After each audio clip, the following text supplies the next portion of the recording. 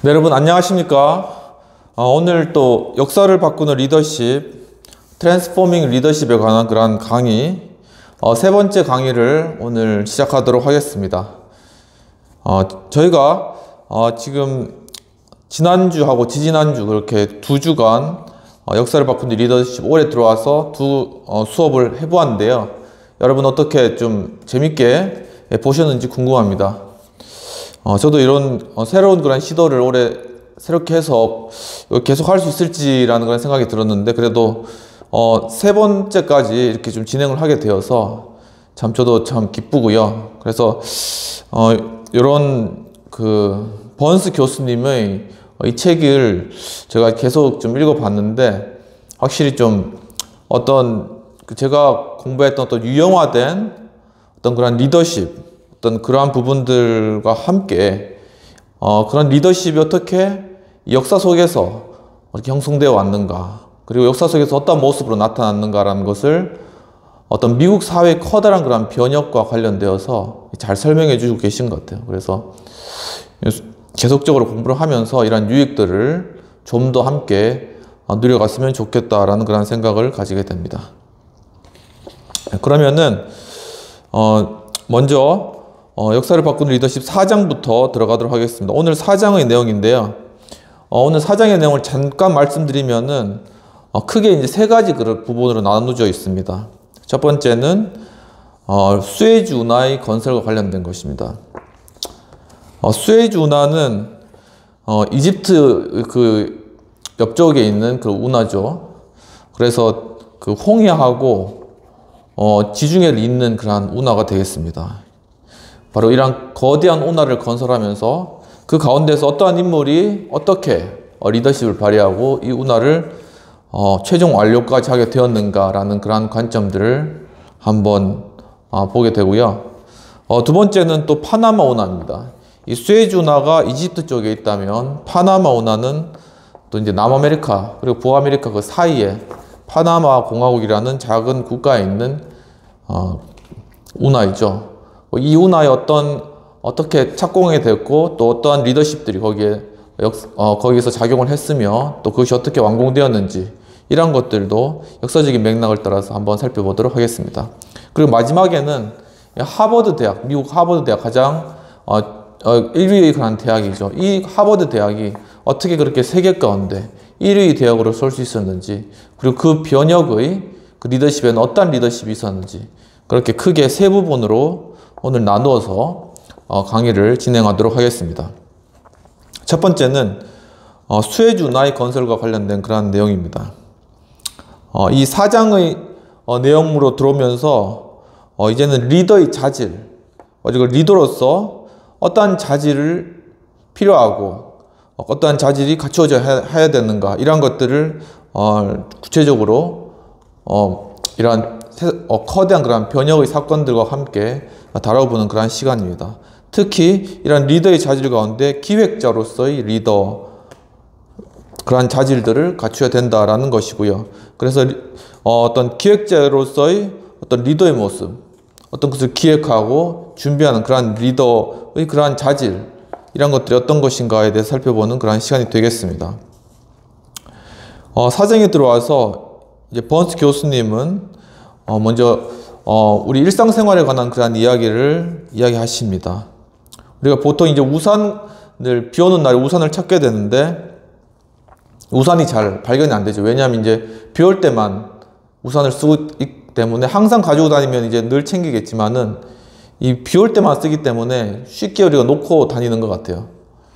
그래서 그 우산을 이제 보통 사람들이 그것을 차분히 앉아서 우산을 찾지 않고 분주하게 막 돌아다니면서 이제 그 우산을 찾고 있는 거죠.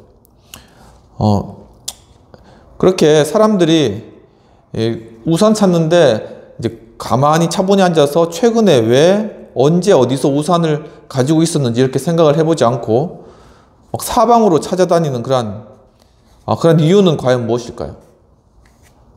왜냐하면은 차분히 앉아서 최근에 왜 언제 어디서 내가 우산을 가지고 있었지 이렇게 하는 것은 상당히 끈기 있는 그러한 분석을 요구하는 그러한 작업이 되기 때문이라고 말씀하고 계십니다. 그리고 그렇게 분석을 요구하는 그러한 작업은 또한 그만큼 또 어려운 그런 것이기 때문에 사람들이 쉽게 그렇게 차분히 앉아서 그것을 생각하지 못한다는 것이죠. 그렇지만 어떤 우산을 찾는 데만 사람들이 집중하게 되면은 바로 거기에 우산을 찾는 것에 집중을 계속 해나감으로 말미암아 자신의 시야가 점점 좁아지고 그리고 또한 우리의 사고 자체가 굉장히 편협해지고 그리고 굉장히 좁아진다라고 이야기를 하고 있습니다. 보통 우리가 이제 사고할 때는 어떤 현실적이고 그리고 편의적이고 그리고 때로는 어떤 약삭 빠르고 그리고 이제 보통은 이제 단기적이지만 이런 굉장히 단편적인 그러한 사고들을 하게 되는 거죠. 그렇기 때문에 그것을 순간적으로 어떻게 대처할까라는 방향에서 문제를 바라본다라는 것입니다. 그런데 이것과는 달리 질적으로 어떤 다른 그러한 사고의 특성이 있는데 그것은 어떤 상황에 대해서 대처하는 방향으로 그것을 하는 것이 아니라 그것을 변화시키는 방향으로 한다라는 것이죠. 이렇게 보통 일반적으로는 바로 즉시적으로 이렇게 그걸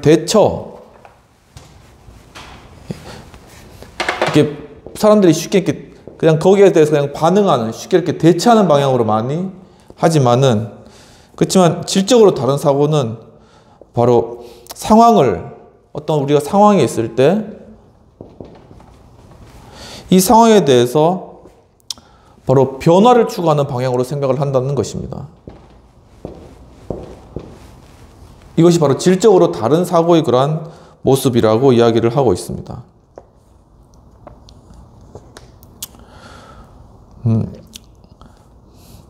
즉 이러한 변화를 추구한 이러한 사고, 이것은 바로 어떤 요구, 상황을 해결한다는 하나의 어떤 요구가 있지 않습니까? 이런 요구사항, 바로 이런 요구에 대해서 바로 이 요구를 해결하기 위한 그 밑바닥에 있는 것이 무엇인지까지 밑바닥까지 다 그것을 파고 들어서 어떤 해결책을 제시하는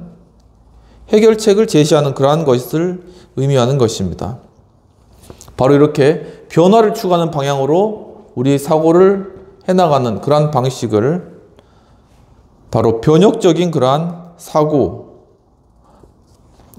변혁적 유형의 사고라고 교수님께서 이야기를 하고 계십니다.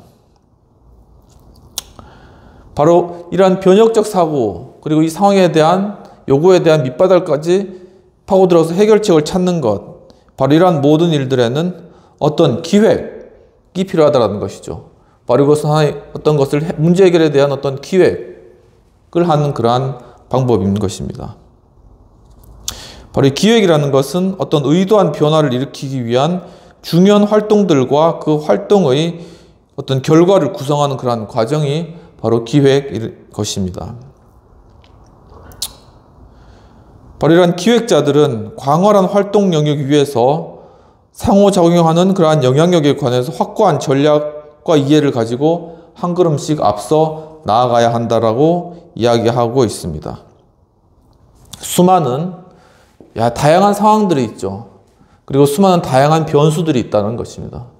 이 변수들을 하나씩 우리가 할 수 있는 대로 최대한 다 고려하면서 그리고 또한 이러한 여러 상황들을 어떻게 이것들이 상호작용해지는지까지 다 이제 보면서 바로 기획을 해나가야 된다라고 이야기를 하고 있는 것이죠.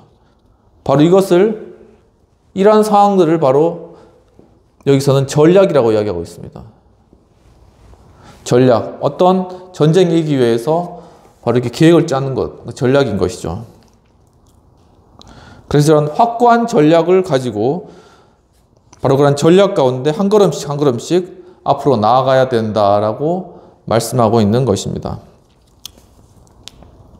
바로 이러한 대표적인 예가 1588년도에 스페인 무적함대가 영국을 치러 가기 위해 준비한 이러한 과정들을 중요한 예시로 들고 계십니다. 이러한 스페인 무적 함대가 이제 영국을 치러 가기 출전하기 전에 이제 펠리페 2세, 그때 이제 왕이 펠리페 2세였죠. 펠리페 2세가 몇 년에 걸쳐서 외교적, 군사적 전략을 다 수립하게 됩니다. 이렇게 전략을, 외교적이고 그리고 군사적인 그러한 전략을 짜는 것이죠. 군사적인 것은 어떻게 하면은 이 군대를 가지고 영국까지 가서 영국 여왕을 물리치고 승리를 얻을 것인가 하는 것이고, 또 이 외교적인 부분은 영국 주변에는 프랑스나 독일이나 여러 외교적인 그러한 여러 국가들에 관해서 압박을 가해서 영국을 돕지 못하도록 그렇게 외교적으로 조치를 취하는 것입니다. 이와 같이 외교적이고 또한 군사적인 그러한 전략을 수립하는 것이죠. 그래서 그 방법으로 이스탄불과는 정전협정을 체결하고, 또한 프랑스 및 오스트리아 왕실과 또한 신중한 그런 외교를 통해서 점점점 잉글랜드를, 그때 이제 엘리자베스 여왕 때의 잉글랜드를 고립시켜 나가는 것이죠. 그래서 결국 잉글랜드의 심장부를 공격할 그런 외교적이고 군사적인 전략을 수립하게 되는 것입니다. 바로 이런 펠리페 2세에게는 중요한 그런 목적이 있었습니다. 그것은 뭐냐면은 스코틀랜드 여왕 메리의 처형에 대해서 응징하는 것입니다. 엘리자베스의 사촌이죠. 그리고 스코틀랜드의 여왕인 이 메리 왕은 항상 잉글랜드에 있는 엘리자베스를 모함하고 또한 죽이려고 하고 그렇게 했습니다. 왜냐하면은 엘리자베스가 죽으면 그 다음 왕위 후계자가 여왕 메리였기 때문입니다. 그리고 여왕 메리는 또 카톨릭 신봉자였기 때문에, 신자였기 때문에 잉글랜드 땅에서, 잉글랜드 성공회죠. 종교개혁의 영향을 받았죠. 잉글랜드 땅에서 다시금 카톨릭을 부활시켜야 되겠다, 이런 확고한 의지와 또한 그 뒤에 수많은 그러한 세력들이 함께 있었다는 것이죠. 근데 결국은 메리 여왕이 엘리자베스를 독살하려는 그러한 사실들을 알게 되고 그러한 증거가 나오고, 그래서 메리 왕은 결국 엘리자베스에서 처형을 당하게 되죠. 이제 그 이후에 펠리페 2세가 이제 그에 대해서 이제 복수를 하러 가는 겁니다. 거기서 응징하고 잉글랜드에서 카톨릭을 부활시키기 위해서 이 모든 그러한 전략을 짜고, 그 다음에 무적 함대를 이제 출격시키는데 거기 사령관으로 시도니아 공작을 또한 임명합니다. 근데 이 시도니아 공작은 별로 이제 가고 싶은 마음이 없었습니다. 왜냐하면은 별로 그렇게 탐탁치 않은 그런 전쟁이었거든요. 본인이 볼 때. 그래가지고 자기는 배 타면은 배멀미한다. 그렇기 때문에 자기는 빼달라. 그렇게 몇 번이나 그렇게 요청을 했는데 결국은 선택돼가지고 이제 그 길을 떠나게 되는 것이죠. 그리고 이제 그 계획을 짜면서 영국 해협을 통과해서 스페인의 파르마공, 수년간 지쳐온 플랑드르에 닻을 내릴 계획을 세웠습니다. 그러니까 이 영국 내에도 바로 이제 스페인 세력이 있었다라는 거죠. 영국 내 스페인 세력이 누가 있었냐면은 바로 파르마공, 이게 파르마공이라는 사람이 공 귀족이죠. 파르마공이 이 플랑드르 지방에 있었다는 것이죠. 플랑드르. 이 플랑드르 지방에 이 파르마공이 여기서 거기를 점령하고 거기서 있었습니다. 그런데 이제 이 시도니아 공작, 스페인 무적 함대 시도니아 공작이 무적 함대를 이끌고 이제 플랑드르로 가서 플랑드르에서 이제 합세를 하는 거죠. 파르마공하고 합세를 해서 결국 이렇게 합세된 세력이 가서 결국 런던을 침략한다. 이제 이런 그 전략을 세우고 이렇게 나온 것입니다. 그래서 이제 결국 이제 시도니아 공작이 무적 함대를 이끌고 이제 갔는데 거기에 이제 전투병이 3만, 이 3만 명의 병력을 배에다 실은 거예요. 얼마나 그 배가 크겠습니까? 그리고 수천 편의 노새 당나귀죠. 이런 당나귀 같은 거죠. 짐을 싣기 위해서 수천 필이 또 배에다 실렸다고 합니다. 그 당시에 어떻게 이렇게 많은 그 전력을 실을 수 있는 그런 배를 그렇게 건조할 수 있었는지 참 스페인도 대단한 나라 같습니다. 그리고 무려 22,500문의 대포 이것도 실었습니다. 그리고 이 사람 군사들이 또 먹어야 되잖아요. 먹어야 되니까는 거기다가 수백만 파운드의 비스킷, 이렇게 수백만 파운드 비스킷까지 다 싣고, 그리고 이것을 150척, 엄청 많죠, 이게. 이 150척에다 나누어서 이제 실었습니다. 그러니까 이 정도 되니까는 바로 이 스페인의 함대를 이게 무적 함대라고 부르는 것이죠.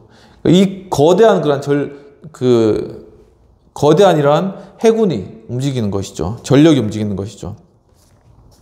그래서 이제 이 무적 함대가 이제 쭉 이제 플랑드를 향해서 쭉 가잖아요. 쭉 갔는데 플리머스 절벽에 플리머스 지역이 통과하고 있었습니다. 플리머스 지역.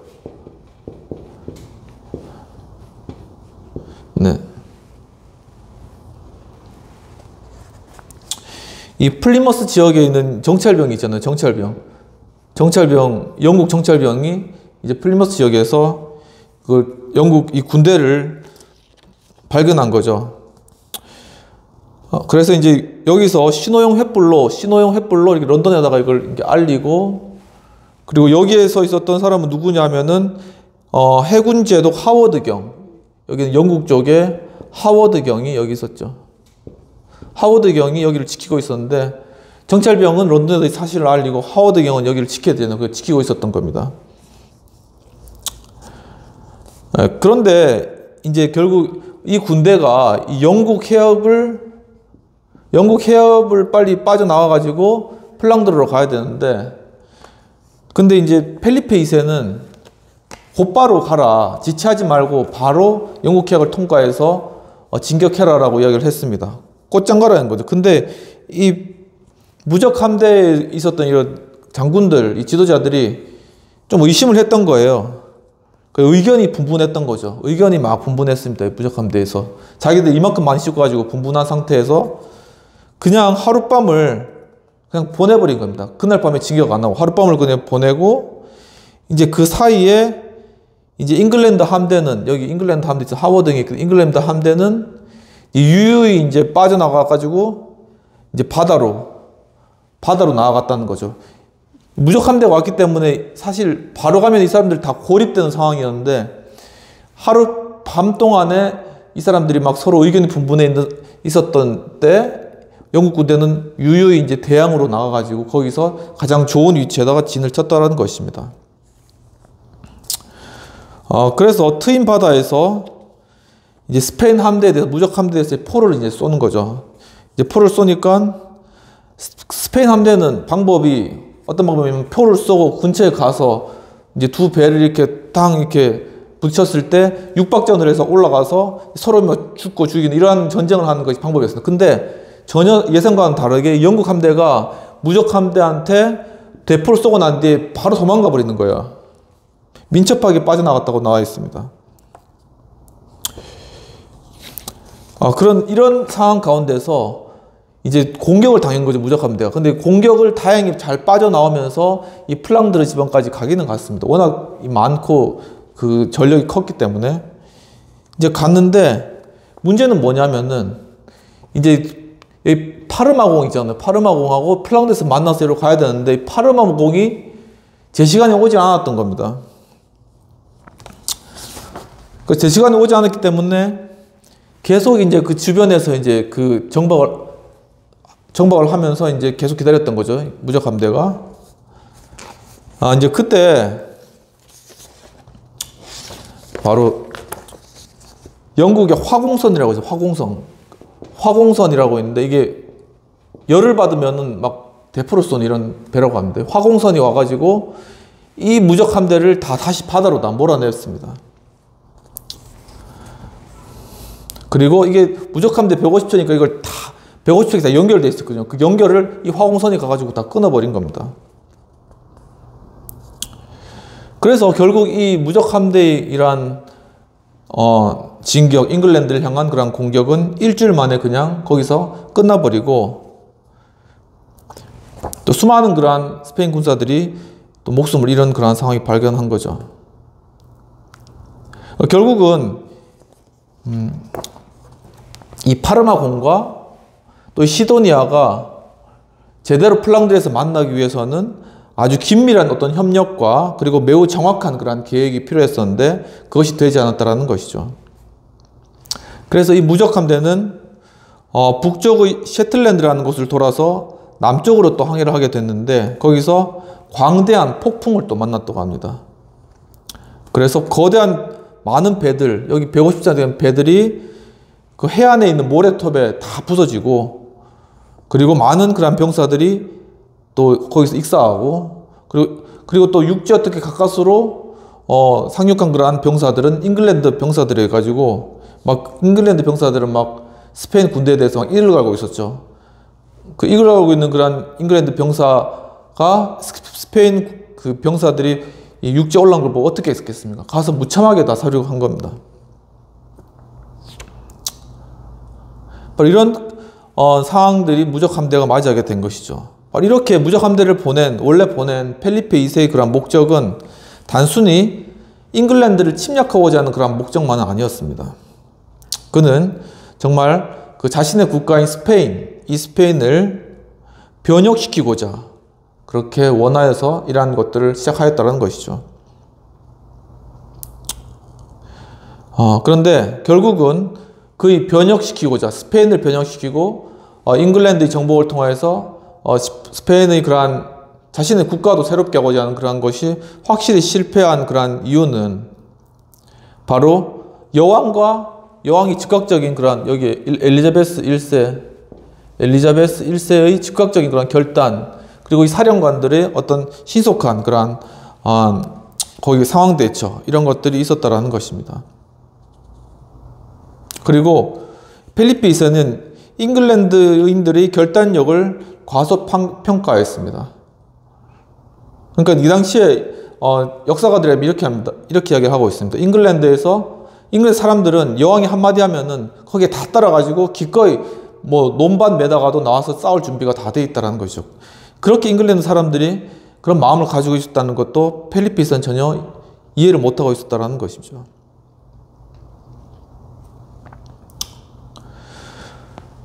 보통 이제 군사작전에서 가장 일반적으로 하는 질문이 있습니다. 그게 어떤 질문일까요? 가장 군사작전에서 보통 많이 하는 그 질문들. 그 질문들이 뭐냐면은 바로 이렇게 과연 그 지금 전투의 상황이 어떠하냐? 상황이 어때? 이렇게 물어보는 게 굉장히 대부분 그런 질문입니다. 소방대장이 소방대원에게도 묻는 말도 상황이 어떠냐? 이런 것들을 묻는 거죠. 그리고 외과의사가 간호사한테도 묻는 것, 상황이 어떻게 되고 있냐? 이게 가장 묻는 거죠. 그러니까 가장 상황이 어떠라는 게 기본적인 그런 질문이라는 것입니다. 그리고 특히 이 군사 작전에 있어서 이 장군은 인과관계를 분석할 수 있는 사람이어야 된답니다. 그러니까 상황을 보고 그 상황에 따라 어떻게 행동을 해야 하는 그런 인과관계를 잘 이해할 수 있는 사람이어야 된다는 거죠. 근데 펠리페 2세는 성공과 실패의 경험들을 통해서 신의 의지라는 인과관계에 관한 그만의 이론을 가지고 있었습니다. 그 펠리페 2세도 인과관계에 대한 이론을 가지고 있었는데 신의 의지라는 독특한 그러한 의지를 가지고 있었다는 거죠. 이제 그에게 있어서는 어떤 프로테스탄트가 이단과 같은 존재였는데 프로테스탄트 이단에 대한 그의 반대는 그가 프로테스탄트에 대해서 반대했던 그런 힘에는 어떤 정치, 그리고 광신, 그리고 전쟁과 어떤 신앙심 등이 이렇게 혼합된 그러한 것이었습니다. 그래서 이제 프로테스탄트 수천 명을 처형했죠. 그리고 또 시민들에게 자신과 다른 신앙을 허락하는 군주는 없다라고 그렇게까지 단언을 하였습니다. 이만큼 그가 가톨릭 신앙에 대한 그러한 어떤 굉장한 그러한 신앙심이 있었다는 거죠. 정말 신에 대한 복종의 의미에서 그만큼 결단성, 공격성, 힘을 겸비한 그러한 군주는 없었다고 합니다.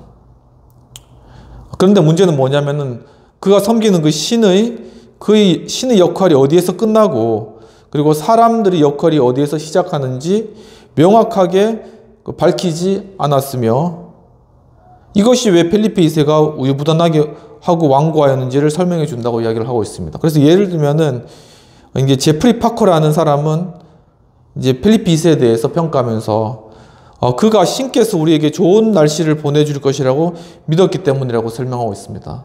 그러니까 지금 여러 상황들을 봐서 지금 곧 이 해협에는 폭풍이 많이 온다 이런 것들을 어떤 과학적인 분석이나 아니면 어떤 정보를 통하여서 인과관계를 따지면서 그 상황 바로 이러한 어떤 폭풍에 대한 기후에 대한 상황들을 어떤 인과관계를 통해서 이걸 유추하고 분석할 수 있어야 되는데 이러한 분석을 뛰어넘어서 그는 신께서 우리에게 좋은 날씨를 보내줄 것이라고 난 믿는다. 이러한 인과관계, 그만의 인과관계를 가지고 나아갔다는 것이죠. 이와 같이 이러한 교훈들을 통해서 우리에게 보여주는 것은 바로 어떠한 일들을 함에 있어서 바로 이 상황을 살피고 이 인과관계를 분석해낼 수 있는 그러한 기획이 리더에게 매우 중요한 그러한 자질이라는 것입니다. 그러면서 번스 교수님은 수에즈 운하에 관한 그러한 이야기들을 시작하십니다. 유럽인들 같은 경우에는 19세기와 20세기를 거치면서 이제 정치가들은 그때 세계대전이 있었죠. 그것을 어떻게 하면 그 전쟁을 그칠까, 평화를 오게 할까 그렇게 모색을 많이 하고 있었는데 근데 그 시대 몇몇의 지도자들은 어떤 세상을 탈바꿈하고자 하는 그러한 건설적인 일들에 또한 매진하기 시작하였습니다. 바로 그것이 운하를 파고 강의 흐름을 바꾸고 거대한 댐을 건설하고 철광석과 석탄층을 파고들고 고층 건물을 세우는 바로 이러한 것들도 바로 어떤 세상을 바꾸는 그러한 일이었다는 것이죠. 이들은 위대한 장군들과 같이 지도자이며 또한 기획자들이었습니다. 그리고 어떤 우연이나 종잡을 수 없는 운명의 바람과 파도의 일을 맡기지 않았습니다. 이와 같이 어떤 인과관계 필리피 2세와 같이 어떤 그런 운이라든가 아니면은 어떤 광신적인 믿음 이런 것들에 자신의 그러한 어떤 일을 추진하는 일을 맡기는 것이 아니라 철저한 분석과 계획과 그런 것들을 통하여서 자신의 일을 추진하였다는 것이죠. 그들이 끊임없는 업적 중 가장 위대하고 놀라운 것은 바로 운하였습니다. 이 운하의 건설.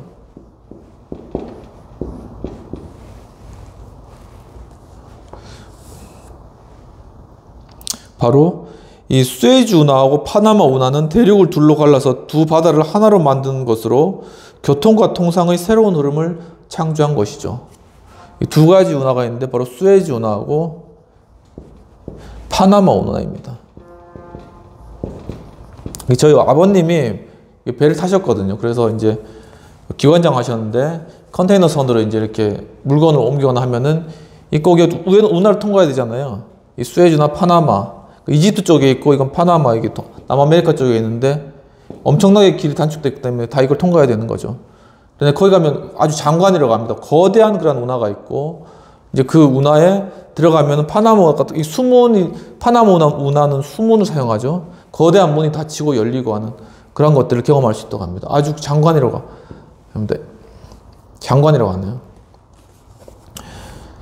그리고 보기에는 그렇지만은 바로 이것이 만들어지는 데는 굉장한 리더십과 굉장한 희생이 필요하다는 것을 오늘 설명하고 있는 것입니다.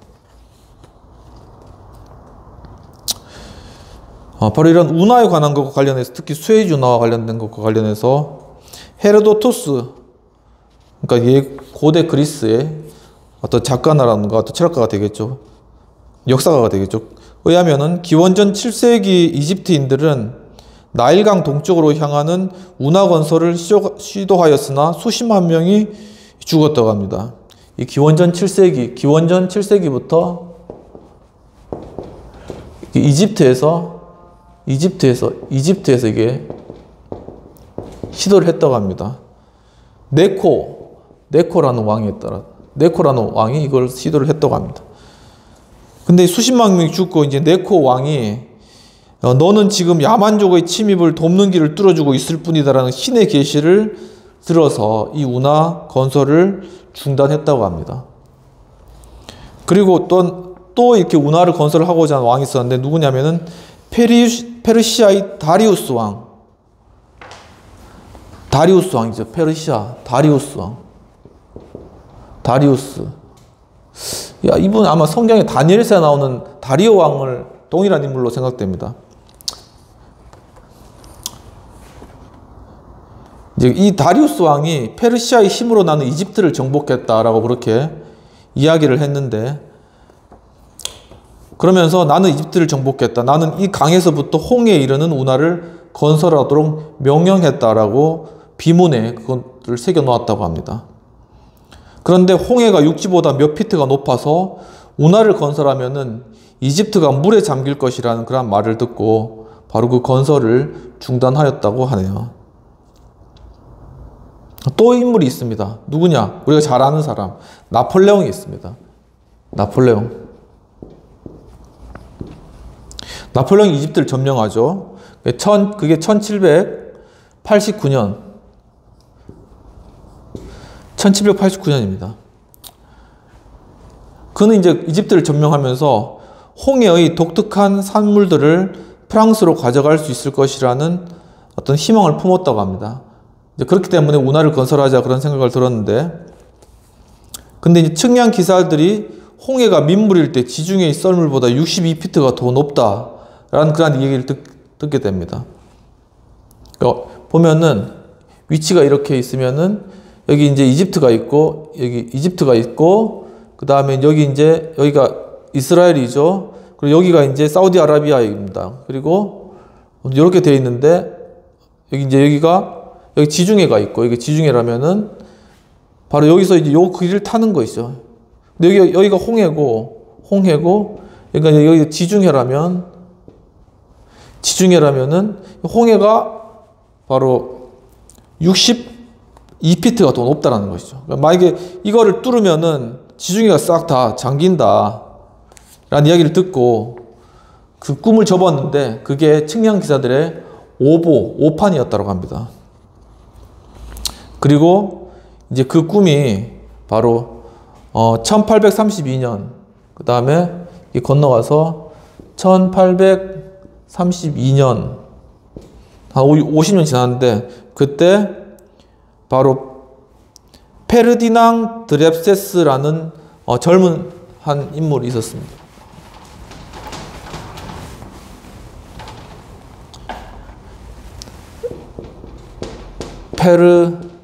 페르디낭 드레셉스, 이 사람이 프랑스인이죠.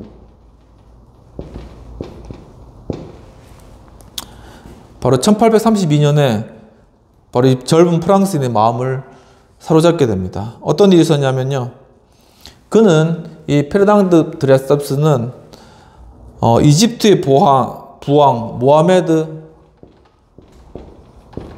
알리하고 서로 친분이 있었습니다. 밀접한 관계를 맺고 있었다는 것이죠. 그런데 그는 이집트에서 그때 페르디낭 드레상스는 이집트에서 영사로 근무하였습니다. 영사로 근무하면서 이렇게 관계가 이렇게 됐겠죠. 그리고 여기 아들하고도 밀접한 관계가 있었습니다. 이게 아들이 있는데, 아무튼 영사로 이집트에서 영사관에서 근무하고, 그 다음에 이제 이 드레셉스는 네덜란드하고 스페인에서는 대사까지 하였습니다. 굉장히 이제 중요한 외교관인 거죠. 그런데 부당한 혐의로 인해서 44살에, 이 사람은 44살에 그냥 강제 퇴직되는 거죠. 얼마나 좀 이렇게 안 됐습니까? 44살이면 한참 일을 할 때인데. 그런데 이제 그가 알렉산드리아에 근무한 1832년에, 그때 1832 이때가 뭐냐면은 이제 이 드레센스가 알렉산드리아 알렉산드리아. 여기 북아프리카에 있는 도시죠. 중요한 도시입니다. 여기가 그 초대 교부들, 기독교에서는 초대 사막 교부들이 이제 여기서 많이 활동한 그런 지역입니다. 이 알렉산드리아 이 지역에서 콜레라로 인해 가지고 콜레라 질병을 해서 거기에서 이제 항구에 격리될 때가 있었습니다. 근데 그때 이제 나폴레옹의 이제 책을 이렇게 쭉 읽은 거죠. 나폴레옹이 근데 이집트를 점령했다. 뭐 그런 내용들은 별로 흥분된 내용이 아니었는데 그가 수에즈 운하의 지협을 뚫으려는 야망을 읽고 흥분하게 되었습니다. 이 수에즈 운하가 이렇게 아까 전에 설명드렸듯이 이렇게 여기가 이집트, 그리고 여기가 사우디, 그리고 여기가 이스라엘, 여기가 지중해면은 바로 여기 조금 좁은 길인데 요게 바로 지협이라고 해요. 지협. 요 길을 지협. 이 지협을 뚫으려고 했다는 것이죠. 그것을 듣고 흥분했습니다. 그리고 이제 그 다음에 시간이 지나서 바로 이 모하메드 알리라는 사람의 이 사람이 죽고 그 다음에 똑같이 모하마드 사이드 아들입니다. 아들이 권력을 계승했다라는 게 1854년에 이 이야기를 듣게 됩니다. 듣고 이제 근데 이 사이드하고 드레셉스는 둘이가 서로 친구지간이었어요. 친구지간이었습니다. 그러니까 이집트 왕의 친구가 된 거죠. 그래서 이제 찾아가서 그의 웅대한 계획을 새로운 이집트 부왕과 나누게 됩니다. 그런데 그 당시에 영국 상인들은 아시아 지역 물자복을 위해서 아프리카 남단 희망봉까지 1만 마일을 항해를 해야 됐습니다. 아까 여기 있었죠? 여기 보면은 다시 잠깐 보면은 다 아시는 내용이겠지만은 혹시나 모르시는 분들 여기 보면 이렇게 이게 이제 아프리카 대륙인 거죠. 아프리카 대륙. 그리고 여기가 아무튼 이렇게 가면서 여기가 여기 이스라엘이고 여기가 사우디고 여기 홍해입니다. 홍해. 그리고 여기가 지중해죠. 지중해. 그리고 이 정도에가 이태리가 있고 이탈리아 여기가 그리스가 있죠. 그리고 여기 알렉산드리아. 그리고 영국은 여기 있습니다. 영국. 여기 있는데 근데 이제 아시아가 여기 있죠. 이게 사우디가 여기 아시아 지역이고 뒤에 뭐 인도, 중국이 있는데 여기 영국에서 여기 사우디나 인도나 여기로 이제 물자를 보급하기 위해 가지고는 여기가 희망봉입니다. 희망봉. 이게 남아프리카 공화국인데 여기서 영국에서 이렇게 돌아가지고 이렇게 와서 이제 일로 가야 된다는 것이죠. 이게 한 1만 마일이 걸린다고 합니다. 그런데 여기를 뚫으면 지중해하고 홍해 사이 여기를 뚫으면은 영국이 일로 안 가고 바로 일로 와서 이렇게 통과할 수 있다는 것이죠. 그러면은 4,000마일이 준다고 합니다. 그래서 이러한 기본적인 내용이잖아요. 그럼 당연히 누구든지 다 뚫어야 되겠다고 생각을 하잖아요. 그래서 이제 레셉스가 이제 이런 것들을 가지고 아까 전에 이제 모하마드 사이드 있잖아요. 모하마드 사이드. 이집트 왕의 그러한 내용들을 들고 당시에 이제 이 이집트를 터키가 지배하고 이 터키 위에 터키와를 이제 컨설팅했던 것이 영국입니다. 그러니까 결국 결정권은 이 영국의 런던에서 의원들이 쥐고 있었다는 것이죠. 영국으로 날아갔습니다. 그래서 이런 내용들을 정부 강요, 저널리스트, 언론에 알려야 되나? 저널리스트, 그리고 정부 강요, 그리고 의회 의원들에게 이제 로비를 이제 하게 됩니다. 우리 이거 뚫어야 된다, 수에즈는 뚫어야 된다라고 이제 로비를 했는데 영국 타임즈를 비롯한 언론은 다 냉수했습니다. 무슨 말 하고 있냐? 그리고 영국 정부는 또한 냉담하였습니다. 이 정도 되면 포기할 만 하잖아요. 그런데 1857년에 다시 지우고 1857년에 이 레셉스가 이 운하 건설하는 것이 단순히 이것은 상업적인 어떤 목적만을 위한 것이 아니라 이거 동서양을 하나로 묶어준다. 아까 전에 보셨죠? 이쪽은 동양이고 이쪽은 서양이잖아요. 이 동서양을 하나로 묶어주는 그러한 일이다 라고 이제 선전을 한 거죠. 바로 그러고 이것을 상인하고 선주들 그리고 일반 대중에게 강력하게 선전하면서 영국 제도를 다 순회를 하였습니다. 그래서 이 영국인들에게 굉장히 그런 것들을 많이 어필을 했고 대중의 박수갈채까지 받았지만은 근데 영국 수상 팔머스 더경, 그때 팔머스 더경이라는 분이 영국의 수상이었다고 합니다. 영국 수상이었는데 레셉스에 대해서 속기 쉬운 자본자들을 속이는 물거품 같은 계획이라고 결론을 지었습니다. 좀 끔찍한 결론이죠. 그래서 이제 결론적으로 이제 영국은 못 돕겠다라고 여겼던 것이죠. 근데 이 레셉스가 진짜 대단한 리더십입니다. 레셉스가 그의 친구 부왕으로부터 이제 부왕을 만나서 모하마드 사이드죠. 사이드하고 만나가지고 99년 동안의 특권을 받습니다. 운하를 뚫는데 99년 동안 이 운하를 사용하고 할 수 있는 건 특권을 받습니다. 그리고 운하를 뚫는데 필요한 2억 프랑을 자본을 모으기 위해 가지고 이제는 일반인에게 주식을 파는 것이 민간 사업한 거죠. 진짜 일반인에게 주식을 팔아가지고 주식을 팔았고 또한 이것이 전 세계적인 사업임을 부각시키기 위해 가지고 비프랑스 투자자들에게도 주식의 반을 할당하는 등 스스로의 계획을 계속 실행하게 됩니다. 그러니까 이거 세계적인 사업이기 때문에 프랑스만 하는 것이 아니다. 그래서 전 세계적으로 주식 판매를 하는 거죠. 그래서 이제 근데 결국은 그 바램처럼 그렇게 모아지진 않았고, 근데 모하메드 사이드 그 이집트 왕 친구가 주요 투자자로 상당히 많은 부분을 이제 매입을 했고, 그리고 많은 이제 프랑스 중산층하고 노동자들 그 계층이 멋진 투자의 기회다 이렇게 이제 그 사람들은 뭐 이것도 저것도 잘 이제 모르지만 들어보니까 그런 것 같다, 멋진 투자 기회다, 한번 해보자 이렇게 이제 해서 그런 생각하고 또 민족적 자긍심, 우리 프랑스가 운하를 뚫는다는 건 민족적 자긍심 이런 것 때문에 그런 사람들이 이제 주식을 다 매입하였습니다.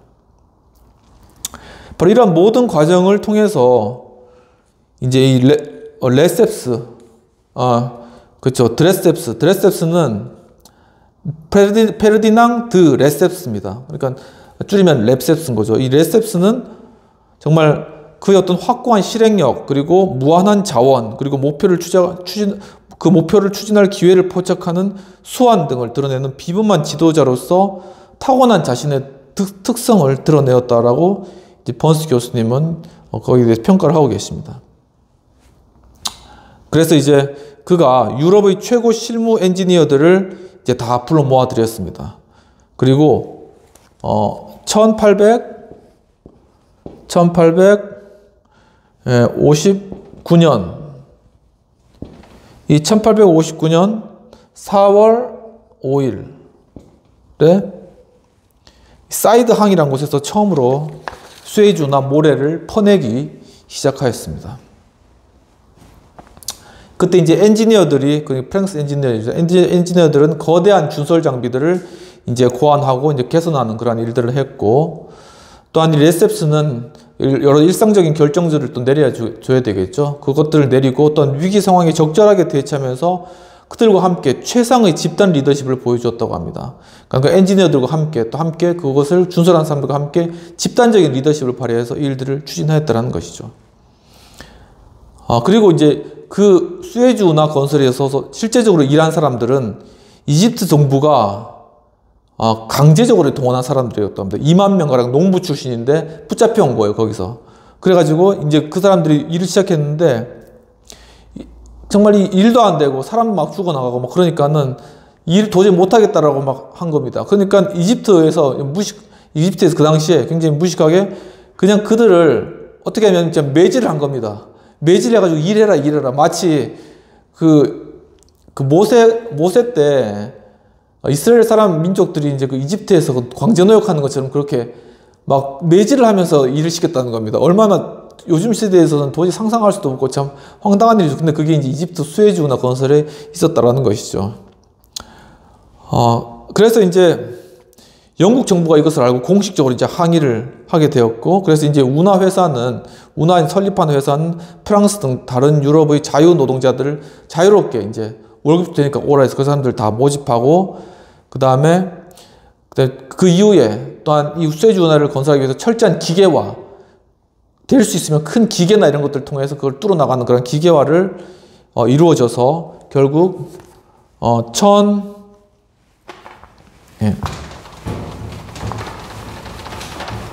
결국 그래서 1869년 8월 15일에 광복절이네요.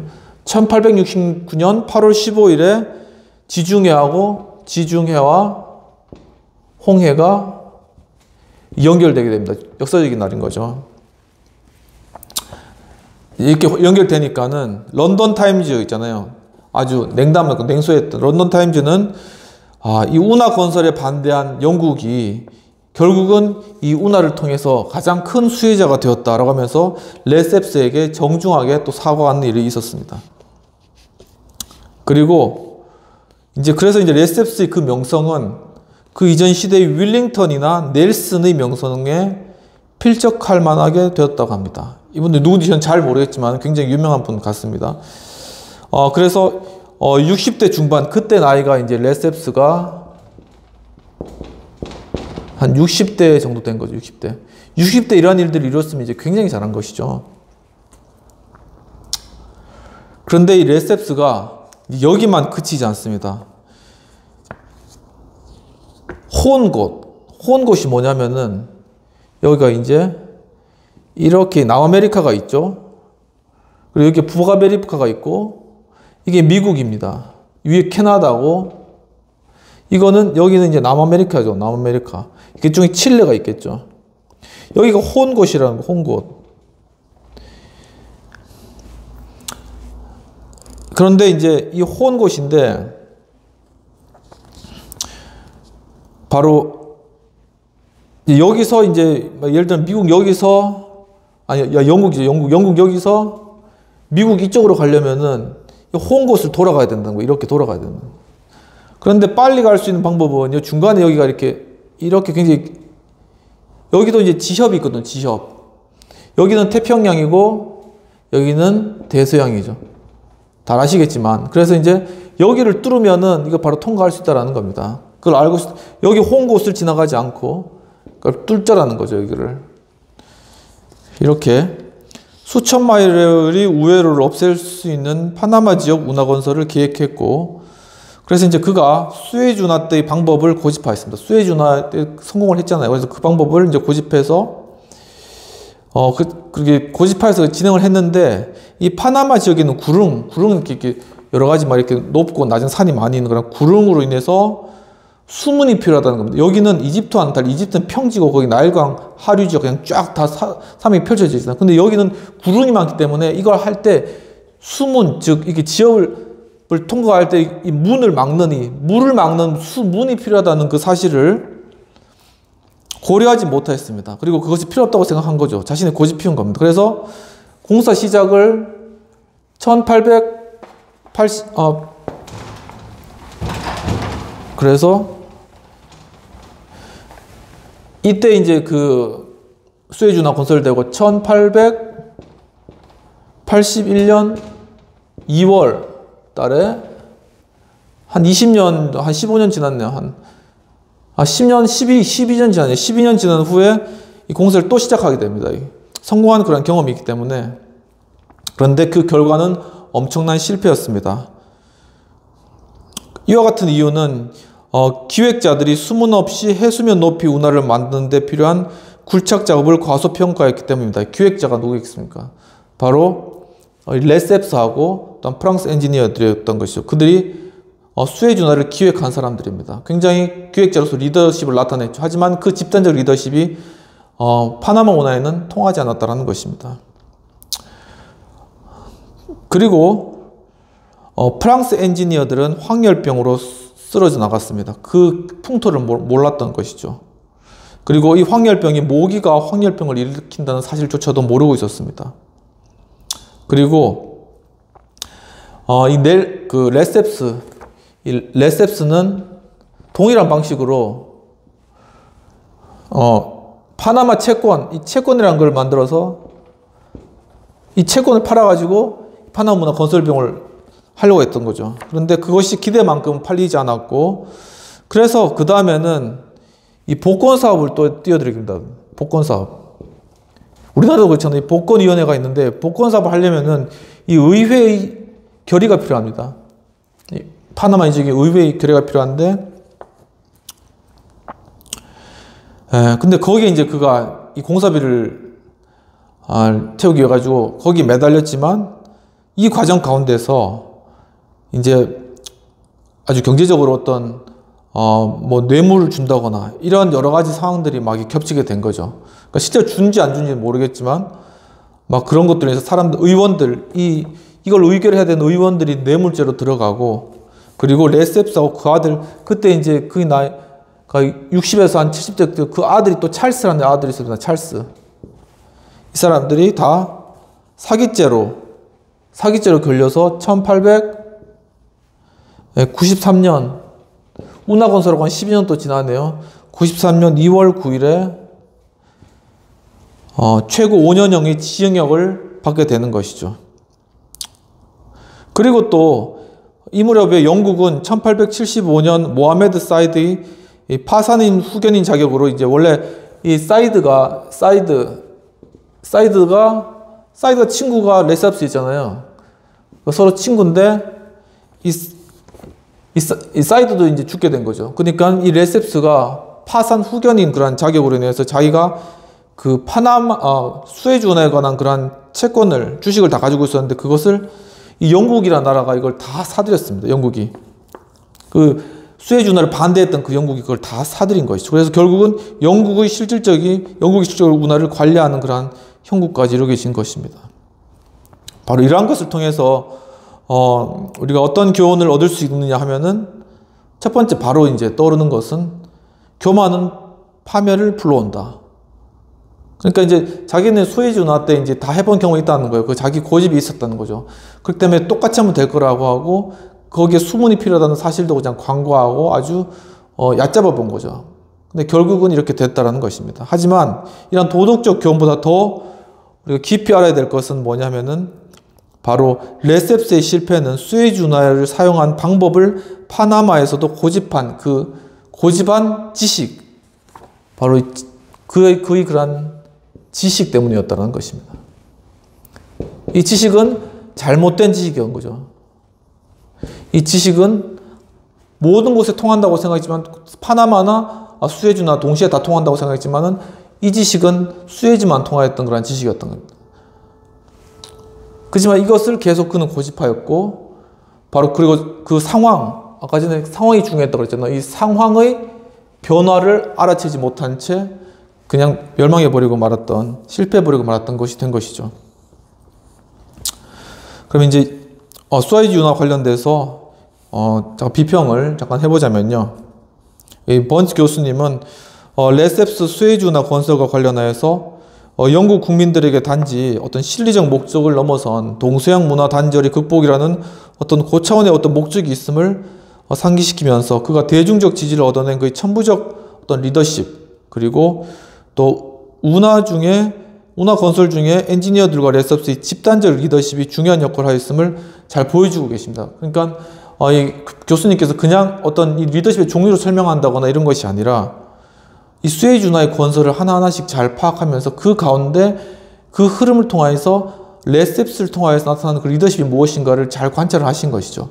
그러면서 그가 그의 리더십을 발휘하는 데 있어서 중요한 가치로 내세웠던 것이 하나의 실리적인 목적, 어떤 거래적 리더십에 나타나는 어떤 이익 추구를 위한 실리적 관점을 넘어서서 동서양 문화의 그러한 혼합, 어떤 통합이라는 어떤 그런 어떤 원대한 그런 계획, 변혁적인 어떤 목적을 제시를 하면서 이 사업을 이끌었다는 거죠. 그래서 지지를 얻어내고, 그리고 그가 또한 프랑스 엔지니어들과 함께 집단적으로 서로 이제 이 수에즈 운하 건설을 이렇게 해나가는 그런 어떤 집단적 리더십이 변혁적 리더십이었다는 것을 그 수에즈 운하 건설을 역사를 통해서 잘 설명을 해주시고 있다라는 것이 제가 받은 그런 첫 번째 느낌이었습니다. 그리고 잠깐 토의할 주제들을 좀 말씀드리면은 수에즈 운하 건설과 관련하여서 레셉스의 어떤 기획자로서의 리더십과 기획자로서의 그가 보여준 리더십, 그리고 현 우리나라의 정책 수행과 관련된 어떤 리더십을 비교해 볼 수 있겠습니다. 레셉스가 수에즈 운하를 그 건설할 때 과연 그가 민간 채권을 또한 일으켰고, 그리고 이제 정부가 다 반대하고 그러는 상황 가운데서도 자신만의 방법을 통하여서 이 일들을 추진시켜 나간 이러한 것들을 어떤 그 리더십하고 과연 지금 우리나라에서 어떤 민간 혹은 어떤 정부 차원에서라도 어떤 정책을 수행해 나가는 것에 관해서 어떤 리더십이 있는가, 아니면은 우리 그런 것에서 좀 부족한 부분을 이 레셉스의 그런 리더십을 통해서 좀 보완할 부분들이 있는가, 이런 것들을 한번 이야기를 해보면 좋을 것 같습니다. 그리고 또 이제 레셉스가 수에즈 운하의 방법을 고집하다가 파나마 운하를 실패했는데, 건설 과정에서 그런 실수와 실패를 통해서 과연 리더십의 그런 관점에서 우리가 배울 것은 무엇이 있는가라는 것을 생각해 볼 수 있을 것 같습니다. 거기에서는 먼저 교수님 말씀하셨듯이 어떤 정보의 부재, 아니면 어떤 지식의 어떤 단편적인 적용, 그리고 그 어떤 자신이 가진 경험의 한계 울타리에 갇혀가지고 다른 상황의 변화를 파악하지 못했던 그런 어떤 그 실수, 이런 부분들이 어떤 리더십에서 저지르기 쉬운 그런 실수였다. 특히나 어떤 국가의 지도자, 대통령이라던가 이런 위치에 가면은 저도 이제 과거에 책에서 이제 배웠지만 우리나라 이제 대통령 그런 역사를 봐도 올라가면 올라갈수록 바로 그 주변에 있는 사람들로 인하여서 그가 마치 주변에 있는 사람들이 인간 그런 벽처럼 이렇게 쳐져 있어서 그 너머에 있는 어떤 사람들, 대중들의 목소리를 차단시켜서 그걸 더 이상 듣지 못하게 되는 그런 상태가 된다. 그렇게 되면은 지도자가 고립되게 되고, 그리고 대중들과 지도자가 나누어야 될 그런 서로 임파워먼트, 서로 힘을 실어주고 부여해주는 그런 것들이 끊어지게 되는 거죠. 그 순간에는 어떤 일이 일어났냐면은 통치가 일어납니다. 즉 군주로서 그냥 명령을 하더라고 그걸 지시하는 입장이 되기 때문에 그때는 밑에 있는 그것을 받는 사람들에게는 자신의 의견들이 받아들이지 않기 때문에 결국 어떤 저항이 일어나고 거기에 대해서 불만이 일어나고 불평이 일어나게 되는 그러한 경우가 되었다는 것이죠. 그래 이러한 부분들이 이 수에즈 운하와 관련돼서 레셉스의 실수와 관련돼서 어떤 연결을 시켜서 생각해 볼 수 있는 부분들이 아닌가라는 그런 생각들을 한번 해보게 되었습니다.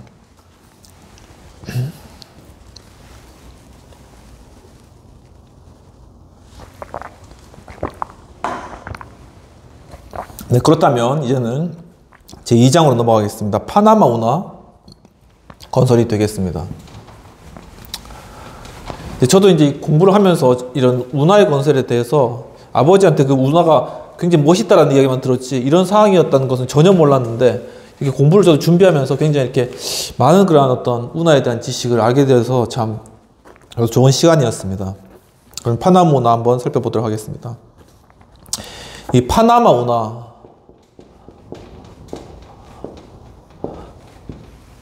이 파나마 운하는 이렇게 북아메리카와 그 다음에 이렇게 남아메리카 이 사이에 있는 운하인 거죠.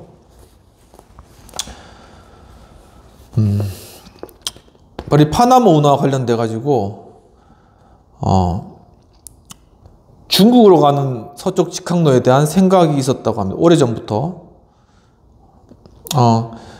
바로 이러한 중국으로 가는 서쪽 직항로, 그러니까 여기가 유럽이라면은 중국은 여기도 있지만 지구가 둥글잖아요. 그러니까 중국은 여기도 있잖아요.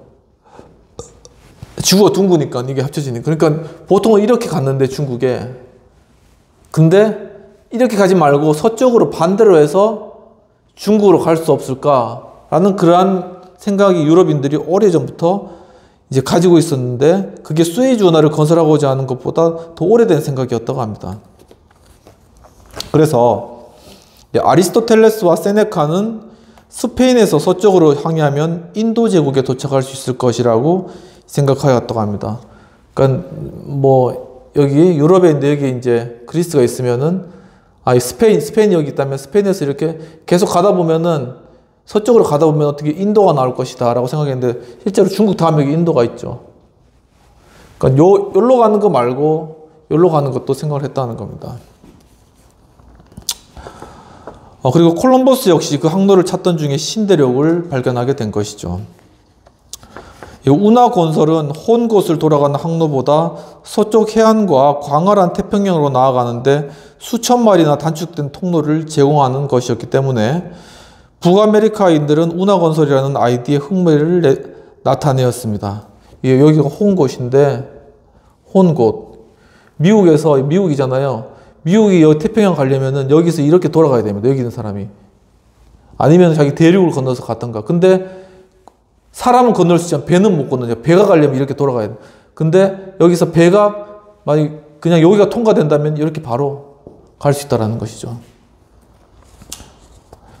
그래서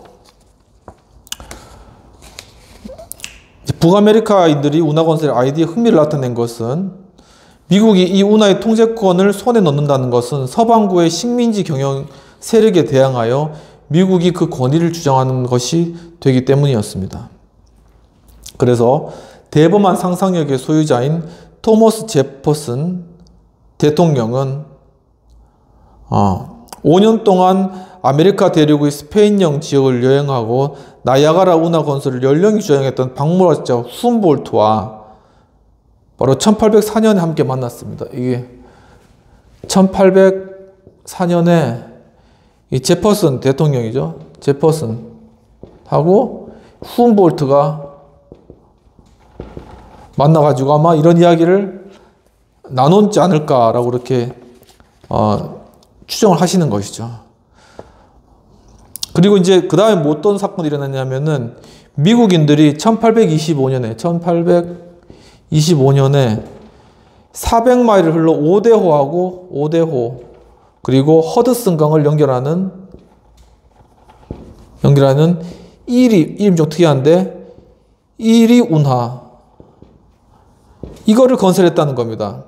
이거를 건설하고 나니까는 중서부 지역, 미국의 이 중서부 지역이 새로운 교역지와 또한 정착지로 개방되어지는 그러한 어떤 충격적인 것을 맛보게 되었고, 그래서 지협운하, 이게 지협운하죠. 지협운하에 대한 그러한 관심이 더욱 증폭되는 그런 상황이었습니다. 그런 상황 가운데 1854년에 미국 탐험대 28명 해군 탐험대입니다. 해군이니까 훈련이 됐겠죠. 해군 탐험대 28명이 대서양과 태평양 사이의 오지로, 이게 태평양이고 이 대서양 이 사이의 오지 지역으로 파견이 되었습니다. 그런데 출발하자마자 바로 길을 잃어버리고 그 다음에 7주 동안 어떤 질병과 또한 굶주림으로 인하여서 시달린 후에 결국은 7명이 죽고 나머지 사람이 태평양에 도착을 하게 됩니다. 이와 같은 어떤 환경의 어려움뿐만 아니라 또한 그 지역을 어느 나라가 가로채일지 알 수 없는 그러한 상황이기 때문에 바로 그 지역의 미국 사람들이나 그 지역의 사람들도 이 레셉스가 원래 여기를 하려고 그랬잖아요. 그 계획에 대해서 굉장히 냉담하였습니다. 그리고 이제 미국 대통령 헤이스 대통령은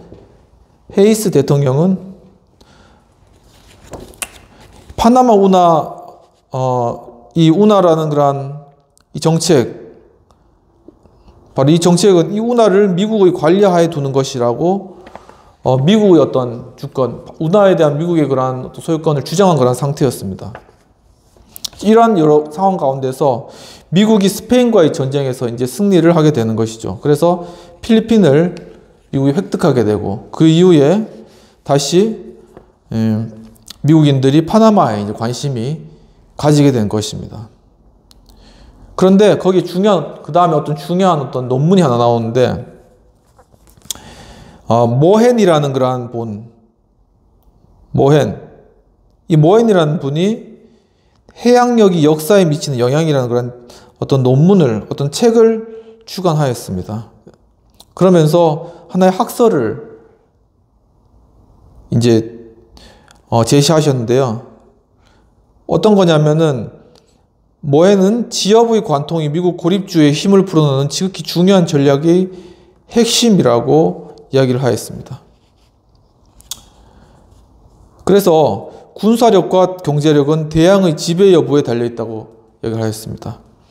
바로 이 대양이란 뭐냐면 이 태평양이라는 거예요. 태평양. 바로 군사력, 그리고 미국의 군사, 그리고 무기의 경제력을 가지기 위해서는 이 태평양을 점령해야 되는데 이 태평양 점령하기 위해서는 운하의 건설이 필수적이라는 것이죠. 그것이 미국 사람들을 매료시켰습니다. 그 무렵에 레셉스가 파나마 운하를 건설하던 그러한 건설은 거대한 모험은 다 실패로 돌아가고 그리고 세기가 바뀌는 것이죠. 세기가 1800년도에서 이제 1900년도로 바뀌게 되는 것입니다. 그러면서 미국의 엔지니어들은 운하건설이라는 거대한 모험에 필요한 과학과 숙련된 기능을 가지고 있음을 확신했습니다. 그러니까 미국이 많은 그런 건설을 하고 발전을 하고 과학기술이 발전하면서 이 운하를 이제 건설할 수 있겠다는 그런 확신이 생겨난 것이죠. 그리고 또 한 가지는 이 레셉스가 파나마 운하를 지으려고 하다가 실패하고 난 뒤에 그가 가진 모든 자료들, 방대한 자료들을 바로 미국에서 이용할 수 있게 되었다는 것입니다. 그리고 또한 이런 신임이 있었는데 미국 국가만이 이 일을 실행할 수 있다라는 그러한 어떤 단순한 전제가 있었다고 합니다. 그런데 중요한 것은 난제가 강했습니다. 뭐냐면은 이 콜롬비아인들이 여기에 토지를 소유하고 있었다는 것입니다. 그리고 미국은 바로 이 운하를 관련돼서 파나마 운하 조약을 콜롬비아하고 이제 협상을 하였지만 그게 1869년입니다.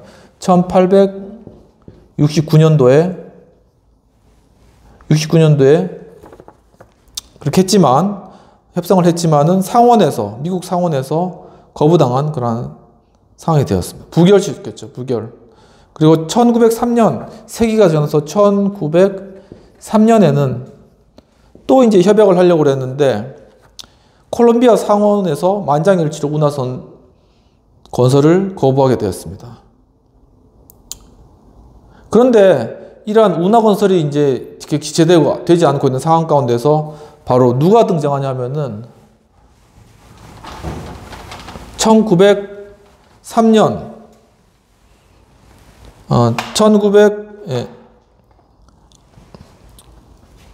그 1903년 이후에 바로 이 아까 전에 모헨 있죠. 모헨 의견, 이 사람을 강하게 신봉하는 바로 데어도로 루즈벨트가 대통령이 당선이 됐으면서 등장했다는 것이죠. 새로운 국면을 맞게 되었습니다.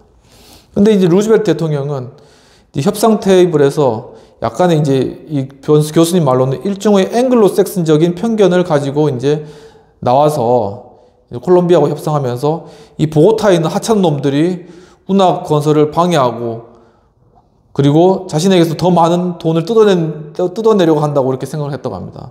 그게 이제 대통령의 생각이었는지는 잘 모르겠지만 이제 번스 교수님께서 그렇게 보고 계시는 것이죠. 그리고 또 한 가지 1821년에 있잖아요. 1800, 이 정도 되겠네요. 1821년도에 파나마가 콜롬비아에 합병되면서 분리주의자들이 독립을 위한 운동을 전개를 하고 있었습니다.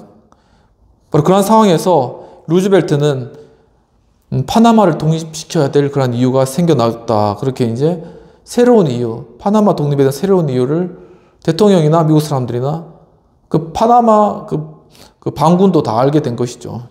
그래서 루즈벨트는 미국의 두 함대, 미국이 있으면 두 함대가 여기 동쪽에 함대가 있고 저쪽에 함대가 있겠죠. 이렇게 이 두 함대가 합치게 되면은 대서양뿐 아니라 태평양에서도 강국이 될 것이라고 생각을 했습니다. 이 지도자에게 그 나라를 부강하게 하고 국력을 강하게 하는 것 기본적인 의무거죠. 거기에 집중됐던 겁니다. 그런데 문제는 뭐냐면 파나마를 공개적으로 확보할 수 없음을 알고 있었다는 거죠. 왜냐하면 콜롬비아가 지배하고 있기 때문에.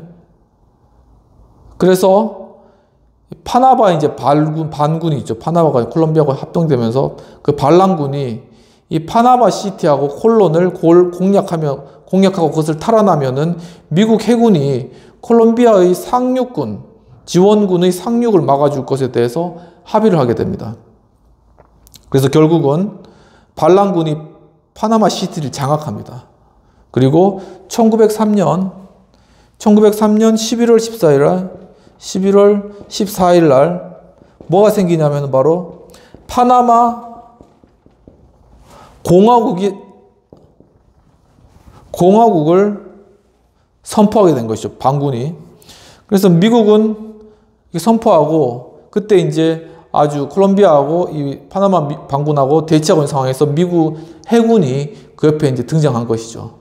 그러니까 그 대치하고 있다 콜롬비아는 물러난 것입니다. 그러므로 이 파나마 공화국이 성립하고 그 3일 후에 루즈벨트는 정식 새로운 공화국을 승인을 하게 되는 것입니다. 그리고 그 일이 있은 후 2주 이내에 루즈벨트가 그 파나마 운하를 건설하고 관리하는 권리뿐만 아니라 지협을 가로지르는 10마일 너비의 운하 지역에 대한 영구적인 소유권을 인정받는 조약을 체결하게 됩니다. 그런데 이것이 어떻게 보면 미국이 파나마 그 반군을 공식적으로 도왔다는 그런 게 되잖아요. 그래서 이 일들을 루즈벨트는 자신의 핵심적인 역할, 그리고 공직이 끝난 후에 3년이 지난 후에야 내가 이 일에 직접적으로 개입하는 것에 대해서 밝히게 됩니다. 그래서 이제 운하 건설을 위해서 운하 건설이 이제 시작을 해야 되잖아요. 그래서 워싱턴에 위원회를 만들었는데 7인의 위원들이 생겨났어요. 파나마 운하 건설 위원회겠죠. 그런데 다들 건설에는 별 경험이 없는 사람들이 다 선임이 되었습니다. 그래서 그 결과가 어떻게 되면 초대 위원장은 회고됐고 두 번째 기술위원장은 도저히 못하겠다 좌절 속에 그만두었습니다. 그렇지만 이제 그런 상황 가운데서도 미국의 운하 건설업자들 있잖아요. 건설업자들은 프랑스인들이 사용했던 것보다 3배가량 큰 95톤짜리 증기삽, 삽이겠죠. 포크레인 같은 것이겠죠. 95톤의 이 증기삽, 엄청난 그 규모일 텐데, 이 증기삽, 95톤짜리 증기삽을 한 타스로, 타스가 12개잖아요. 이걸 타스 단위로 그냥 막 끌어온 겁니다. 그리고 거기다 모든 인력과 자금, 장비를 다 쏟아 부었죠. 그리고 그 일을 이제 결연하게 계속적으로 지키게 됩니다. 그리고 바로 그 가운데서 이 증기삽 통제실에 루즈벨트는 자기 와이셔츠를 입고 거기 앉아가지고 이 공사가 잘 되는지 보고 있었다는 것이죠. 여기서 이 루즈벨트의 어떤 그 리더십을 볼 수 있지만 이 루즈벨트 리더십보다 더 큰 리더십이 있습니다. 바로 이 파나마의 정치적 문제를 해결한 루즈벨트의 역할에도 불구하고 파나마 운하의 실제적인 영웅은 공병단 대령 출신인 48살의 고살스입니다. 고살스. 이름 특이하죠. 고살스. 아까 이제 레셉스였죠. 아까 전에는. 수에즈는. 여기는 고살스. 다 스자 끝으로 끝나네요. 이 고살스가 공병단 출신. 공병단. 대령 출신, 대령입니다. 군인인 거죠. 그냥 밀고 나가는 군인. 대령 출신인데 48살이었고 좀 경력도 있네요. 그러니까 연륜도 있으시네요. 그래서 그는 이제 기술위에 1903년, 1907년도에 기술위원회의 3번째 위원장이 됩니다. 그리고 중요한 항만공사의 경험을 가지고 그는 파나마에서 바로 그러한 공사 경험을 가지고 강인한 그런 리더십을 발휘하게 되는 것입니다. 루즈벨트가 이 사람을 얼마나 신임을 하였냐 하면 루즈벨트가 이제 사람들에게 이렇게 이야기를 하였다고 합니다. 만약 언제라도 당신이 그의 정책, 즉 고살스의 정책을 동의하지 않는다면 나에게 그것을 말하려고 애쓰지 마십시오. 당신이 그와 의견이 다르다는 것이 당신의 사직 사유가 될 것이기 때문입니다. 할 정도로 그를 신임하였다고 합니다.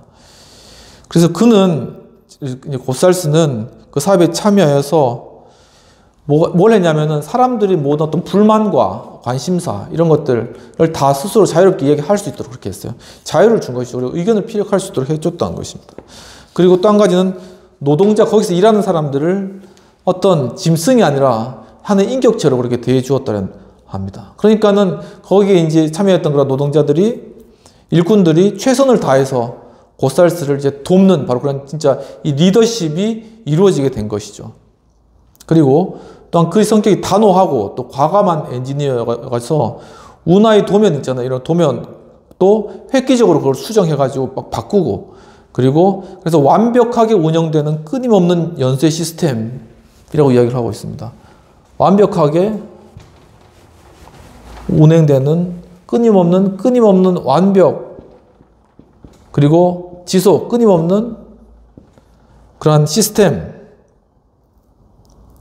연쇄 시스템. 뭐냐면은 계속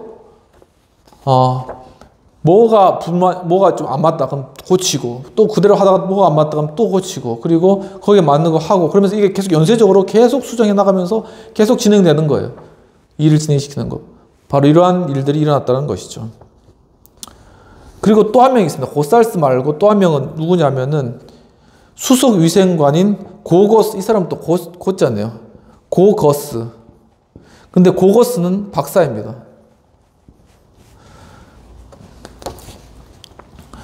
이 고거스 박사는 이 박사가 여기 위생을 담당한 사람이었는데, 거기 처음에 이제 갔을 때 미국인들도 프랑스 사람처럼 동일하게 파나마에서 황열병으로 굉장히 시달렸습니다.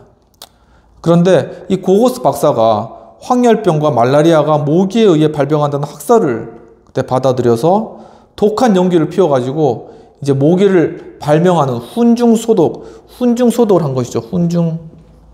훈중소독. 그러니까 예를 들면 우리도 시골 가면 막 모기 쫓으려고 막 불 피우잖아요. 이런 것처럼 거기서 엄청난 많은 불을 계속적으로 피웠다는 겁니다. 그래서 연기로 계속 뿜어냈다는 거예요. 모기가 못 오도록. 그래서 그것을 무려 1년 반 정도 하니까 파나마 지역에서 아예 황열병을 다 뽑아버렸습니다. 그 운하 건설 지역만이 아니라 그 주변 지역까지, 그 도시까지 다 황열병을 통째로 다 뽑아버린 것이죠. 대단한 것이죠. 그런데 이제 이와 같은 어떤 재능, 지식, 기술 그런 것들이 많이 있음에도 불구하고 이제 많은 노동자들이 사실 목숨을 잃었습니다. 그런데 그들은 서인도 제도의 흑인이나 중국인, 그리고 스페인인, 이탈리아인 등 어떤 숙련되지 않는 그런 노동자들 많이 사실 어떤 목숨을 잃은 것입니다. 이러한 희생을 겪고 난 뒤에 결국 1914년에 8월에 크리스토벌이라는 작은 시멘트배, 이름이 크리스토벌이라는 작은 시멘트 배가 이제 처음으로 이 운하를 지나가게 된 것이죠. 그런데 그 운하를 건너갈 때 그 파나마 상황이 어떠냐면은 어떤 많은 희생자 수, 그리고 더딘 어떤 전진, 그리고 질병과 오물, 그리고 기극감, 격차. 그러니까 마치 이런 것들이 전쟁 겪은 것과 같은 그런 곳이었다는 거죠. 그 상황 자체가. 그러면서 이 파나마 운하가 그런 전쟁과 같은 상황들을 겪고 탄생되었다는 것입니다. 엄청난 일이죠. 그리고 겉보기에 이렇게 수문이 열리고 닫히고 이렇게 배 움직이는 거 멋있다, 정말 편리하네 이렇게 생각하지만은 바로 그 이면에는 바로 이러한 엄청난 희생과 또한 거기는 어떤 리더십과 또한 그런 어떤 치러야 될 희생, 이런 것들이 많이, 또 엄청난 자원들, 이런 것들이 많이, 또 새로운 아이디어들이나 또한 풍토에 대해서 질병까지 몰아내 이런 여러 가지 것들이 많이 작용했다는 것이죠. 그리고 또한 루즈벨트가 이제 제국주의적인 어떤 시각을 가지고 있다고 이야기하는데, 우리는 운하를 건설하여 동서양대양의 운명을 결정하는데 발언권을 행사할 수 있는 우월한 위치를 확보해야 한다면서 이 파나마 운하 건설을 밀어붙였습니다. 그런데 바로 그 일대로 미국의 해군력이 엄청난 변혁이 일어나게 된 것이죠. 그리고 1919년 말에 미국 태평양 함대가 처음으로 파나마 운하의 그 수문을 통과하게 되었는데, 그때는 루즈벨트가 돌아가신 후에 3개월 후에 바로 미국 태평양 함대가 처음으로 파나마 운하의 수문을 통과하게 되었다는 것입니다. 결국 그 태평양의 그러한 통제력을 미국이 장악하고, 바로 그것으로 인해서 물론 2차 대전 때 진주만이 폭격당하고 난 이후에 미국이 참전하면서 그 이후에 이란 2차 대전이 끝나고 한국 전쟁까지, 한국 전쟁에 바로 미군 해군이 또한 한국에 들어오고 인천 상륙 작전을 통해서 서울을 다시 탈환받고 하는 이러한 과정들, 이런 것들이 다 역사적으로 우리의 그러한 역사와도 다 연결된다는 그런 사실입니다. 참, 이러한 글에 대해서 잠깐 비평을 해보자면요. 필자는 파나마 운하의 그러한 건설 과정에 나타난 루즈벨트 대통령의 어떤 변혁적 리더십의 모습을 운하 건설이라는 거대한 사업의 완성을 통한 미국의 대서양과 태평양을 통할하는 지배력의 증가까지 연결시키면서 드라마틱하고 탁월하게 보여주고 있습니다. 그렇죠.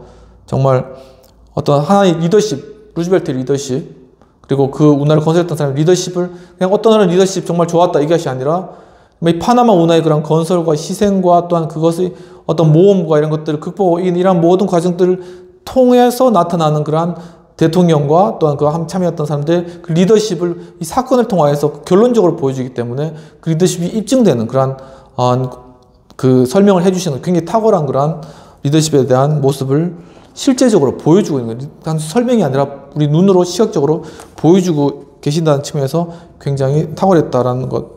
그리고 한 가지는 여기서 이제 번스 교수님이 미국의 파나마 공화국 지원과 관련해서 어떤 파나마 운하라는 변혁적 사업을 위한 암묵적이고 필수적인 그런 행위였다라고 이제 보고 있는데, 도리어 이제 루즈벨트를 포함한 미국의 외교의 실리를 우선시하는 거래적 리더십의 모습을 적나라하게 보여준 행위라고 좀 생각이 되었습니다. 그러니까 결국은 이제 어떤 파나마 운하라는 그런 것을 통해서 동서양이 하나 되고 또 미군이 통화를 이러한 어떤 것들에 관해서 한 것이지만, 실제적으로는 운하를 얻기 위한 그 거리를 따내기 위한 수단으로 그 파나마 공화국을 세우고 그 반군을 지원한 이러한 어떤 거래적인, 결국은 실리를 위한 그런 거래적인 리더십이 아니었나, 어떤 그런 측면에서 실리적인 거래적 리더십의 전형이 아니었나라고 볼 수도 있지 않을까라는 그런 생각을 해보았습니다.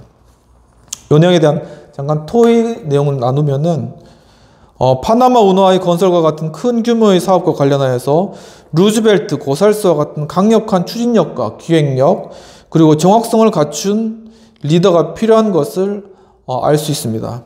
그렇다면 이러한 변혁적 리더십을 현 정치 사회의 맥락에서 비추어 볼 때 이러한 리더십이 여전히 바람직한 리더십이라고 볼 수 있을까요?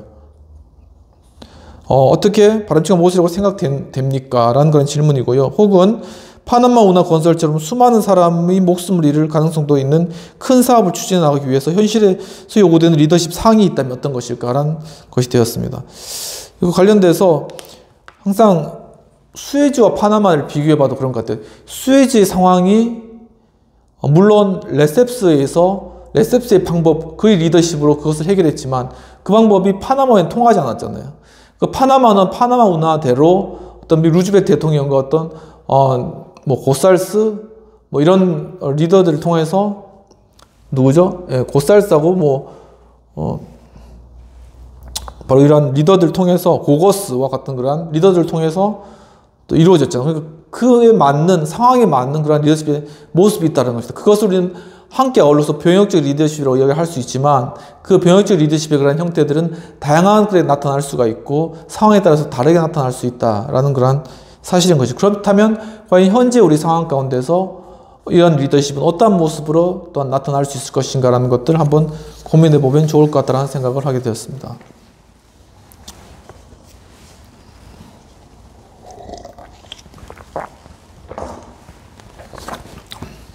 그리고 마지막으로 우리 기획자로서의 리더십의 마지막으로는 하버드 대학의 변혁에 관한 내용을 한번 빠르게 살펴보도록 하겠습니다. 19세기 초네요. 19세기 초. 1800년도 뭐 얼마 되겠죠. 이 하버드 대학. 우리 지금은 아주 세계 최고의 대학이죠.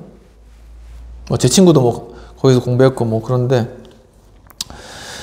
하버드 대학은 프린스턴이나 예일에 대해서 19세기 초에는 미국의 가장 오래된 하버드가 가장 오래됐다고 합니다. 가장 오래된 대학이라는 사실 외에는 별로 다른 점이 없었고 그리고 워낙에 규율이 이제 그 원래 신학으로부터 시작했죠. 그리고 규율을 지키는 게 엄격했습니다. 그래서 그 당시에 노예 반대 투쟁이 있었음에도 불구하고 하버드 대학에서 주된 관심은 학생들이 규율을 어떻게 잘 잡느냐 그것이 그 관심이었다고 합니다.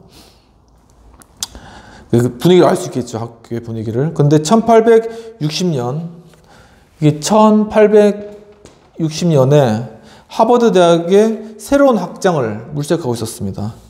학장이 이제 새로 와야 되는데 그 중에 여러 가지 후보가 있었는데 그 중에 마지막에 35살의 화학 교수인 찰스 윌리엄 엘리엇이라는 분이 계셨습니다. 찰스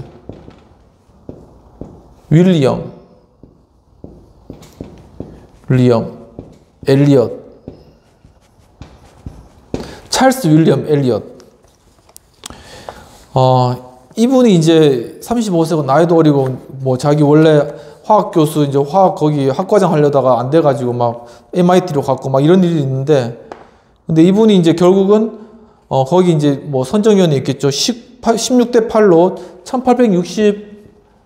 1860년도에 이제 그거를 학장을 차지하는데 1869년도에 학장이 됩니다. 5개월 후에 이제 학장직에 이제 취임을 했는데 학장이 되고 얼마나 있었냐? 40년을 학장을 했습니다. 대단하죠? 나이가 젊으니까 그렇게 할 수 있는데 40년 동안 학장을 한 거예요. 그래서 이 리더십이 없는 사람이 40년 하면 어떻게 되겠습니까? 40년 할 수도 없을 뿐만 아니라 학교 완전히 다 망하겠죠. 하버드는 이름도 지금 없을 겁니다. 근데 이분이 40년 동안 있으면서 하버드를 아주 변혁시킨 일을 하신 거죠. 먼저 이제 이 엘리엇은 교수 급료를 $3,000에서 $4,000로 이제 끌어올렸다고 합니다. 돈 많이 주는 거 일단은. 그래야지 좋은 교수를 얻을 수 있으니까. 그리고 전문성을 강화하는 비즈니스와 교육을 위한 새로운 학과들을 많이 만들었다고 합니다. 그리고 필수 과목 대신에 학생들에게 강좌 선택의 자유를 주는 선택 과목제. 이 굉장히 요즘은 다 선택 과목제죠. 필수도 좀 있지만 이게 근데 원래 하버드 대학에서 처음에 시작되는 겁니다. 의무로 들어야 되는 것이 아니라 너희들이 선택해서 들어라. 이 선택 과목제를 아주 혁신적으로 시작을 했다는 것이죠. 그러면서 이제 이러한 변혁을 통하여서 엘리엇 이분은 정말 20세기에 들어오면서 미국에서 가장 존경받는 사람들의 본보기가 되는 학장이 되었습니다. 근데 그 이유에 관하여서 그는 어떤 확실한 목표가 있었고, 그리고 거기에 대해서 적합한 수단, 이 목표를 위한 적합한 수단 있었고, 그리고 이것을 두 개를, 그리고 여러 가지 수단들의 결합, 그냥 수단만 있는 것이 아니라 이것을 잘 결합시켰다는 것이죠. 융합시대, 통합시대죠, 지금은. 결합을 근데 그때부터 잘 시켰다는 것입니다. 그리고 그러한 목표와 수단을 측량해낼 수 있는 확고한 가치 기준과 같은 변혁적인 어떤 리더십의 요인들이 그에게 있었기 때문이라는 것입니다. 그리고 또한 그가 이러한 무한한 리더십을 나타낼 수 있는 그러한 여러 사회적, 공간적인 그러한 배경들도 그때 있었다라는 것이죠. 경제사회적 환경 변화고 주목해야 된다는 것입니다. 특히 이제 아까 말씀드린 선택적 과목제, 선택 과목제는 그 엘리엇의 신념이 있었습니다. 확고한 신념. 뭐냐면은 그가 지녔던 최고의 가치에 근거한 것이었는데, 즉 개인의 자유였습니다. 즉 그것이 뭐냐면 지적 압제에서 벗어날 수 있는 자유권, 바로 이 자유, 여기에 대해 가장 큰 그런 가치를 두고 과목도 자유롭게 선택해라. 여기에서 바로 이 선택적 선택 과목제를 만들었던 것이죠. 그는 이제 자유를 통해서 학생들의 어떤 자결, 성숙, 책임, 판단력 등 바로 그들 안에 어떤 최선의 것들이 드러날 것이다. 자유가 있어야지 어떤 자결, 자신이 스스로 결정하고 판단하는 것, 또 성숙해 나가는 것, 그리고 책임지는 것, 또 판단력까지 그것이 자연스럽게 그 내면에서 발휘된다라는 것이죠. 바로 그러한 이 선택 과목제 이걸 추진하기 위해서 그의 믿음을 실행하기 위해서 저명한 교수들, 그 당시에 날고 긴다는 교수들도 있었을 것이고, 또는 목소리 큰 학생들, 왜 그러냐 교수님 그러면서 목소리 자기 나이는 학생들도 많이 쓰고, 또 목소리 이게 학생들 이제 학교 단체 같은 거 만들어 가지고 학생이라든가 걸 만들어 가지고 불평할 수도 있고, 또 불평하는 학부모들도 관심이 많잖아요. 그래서 왜 그러냐 우리 애들한테 선택하라고 그러냐, 학교에서 잘 해주지. 그리고 이제 간섭하는 정치인들, 하버드 대학이 그렇게 했어야 되겠냐 그러면서 하버드 대학이 어떻게 어떤 필수하는 과목들 해가지고 아이들 잘 가르쳐야지 왜 선택하고 자유롭게 잘 알지도 못하는데 그렇게 자유를 주냐 이렇게 했겠죠. 경쟁 관계에 있는 이 총장들, 다른 대학 총장들도 좀 그러지 마라, 왜 하버드 그렇게 튀게 그렇게 하느냐. 그리고 워싱턴에 있는 대통령과도 싸워야 했답니다. 대통령이 아무튼 하버드 출신하고 아무튼 그런 출신일 수도 있죠. 아무튼 그래서 싸워야 했다고 합니다. 그런데 이게 하버드에서 자유를 위해서 이 엘리엇이 했던 그런 투쟁은 결국 이 자유에서 어디로 번지게 되면은 기회의 평등으로 번지게 됩니다. 이 민주주의 두 번째 원리 평등으로 가치까지 평등까지 번져나가게 되는 것이죠. 그러니까 선한 가치, 선한 것에 대한 추구는 바로 이렇게 더욱더 선한 것을 모으고 그런 것들을 확장시켜 나가는 그런 역할을 하게 된다는 것입니다. 그래서 그는 학교의 카톨릭교도 유대인, 흑인, 중국인, 심지어 여학생들에게도 입학을 허가할 만큼 포용적이었다 한다고 주장하였다고 합니다. 그러니까 거꾸로 역으로 생각해 보면 얼마나 고르고 골라가지고 얼마나 차별을 두고 학생을 뽑고 그걸 대우했겠습니까? 아울러 이제 엘리엇은 역사가 호킨스의 말과 같이 사회 문제에 대해서는 집단적인 해결책을 채택하는 것이 필요함을 깨닫게 되었고, 하버드의 뛰어난 교수진과 부유한 보스턴 금융가들의 후원에도 의존하게 되었습니다. 그래서 학교가 결국 발전하기 위해서는 그 재원이 있어야 되고, 또한 그 돕는 사람들이 있어야 된다 해가지고 그런 사람들 불러 모은 거죠. 또 중요한 교수들 해서 집단적 지성이라고 많이 이야기하잖아요. 그러니까 집단적인 리더십을 이루었던 것입니다. 함께 논의하고 함께 결정하고 이런 것들을 해나갔다는 것이죠. 이런 엘리엇의 성공 밑바탕에는 인류는 진보하게 되어 있고, 따라서 미약하고 헤매는 존재이긴 하지만 대체로 인류는 처음부터 계속 향상되어 왔다는 그런 전제가 있었습니다. 그리고 또한 인류의 행복을 위하여라는 그런 식의 변혁적인 목표에 대한 신념, 바로 그런 신념을 가지고 있었죠. 그런 신념은 기획하는 리더의 전제 조건이지만 단 한 사람의 노력으로 이루어질 수 없고 집단적인 조합체가 되어야 한다는 것을 바로 보여주셨습니다. 즉 바로 우리 인간의 그러한 문명과 모든 역사에 대해서 긍정적인 관점을 일단 바라보고, 그리고 그것에 대해서 이것을 좀 더 긍정적인 방향으로 나아가기 위해서는 변혁해야 되는데, 바로 그러한 변혁, 바로 그런 것은 단순히 어떤 하겠다라는 의지뿐만 아니라 철저한 어떤 기획, 여기서 기획자에서 리더죠. 오늘 바로 이런 기획이 필요하다는 것입니다. 근데 이 기획을 잘하기 위해서는 집단지성이 필요하다는 것이죠. 함께 모여서 그것을 기획해 나가는 그런 지성이 필요하다라는 것입니다. 집단적인 조합체. 그래서 바로 이 집단적인 중요한 개념이네요. 이 부분을, 그래서 저도 이걸 보면서 좀 약간 인사이트를 얻는 것이 이 집단적인 조합체였다라는 것입니다.